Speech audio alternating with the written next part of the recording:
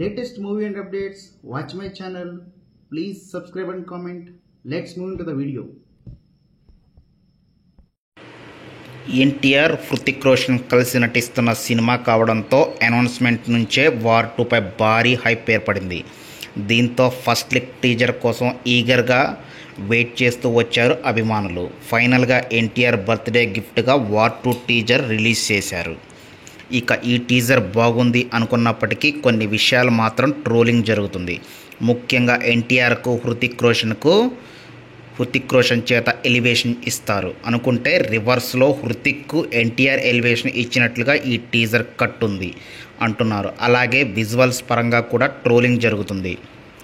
బ్రహ్మాస్త్ర సినిమాలో విజువల్స్ను వండర్గా తీసిన దర్శకుడు అయన్ ముఖర్జీ వార్ 2 విషయంలో VFX వర్క్స్ మీద ఇంకాస్త దృష్టి పెట్టాల్సింది అని కామెంట్స్ వినిపిస్తున్నాయి.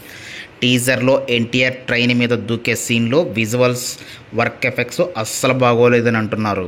హృతిక్ రోషన్ ఇంట్రడక్షన్ సీన్ కూడా ట్రోల్ అవుతుంది. అయితే వార్ 2 అనగానే టీజర్లో యాక్షన్ కట్స్ గురించి ఎక్కువగా చర్చ జరుగుతుంది అనుకుంటే జస్ట్ అలాగ కనిపించి వెళ్ళిపోయిన కైరా అద్వానీ బికినీ గురించి చర్చించుకుంటున్నారు.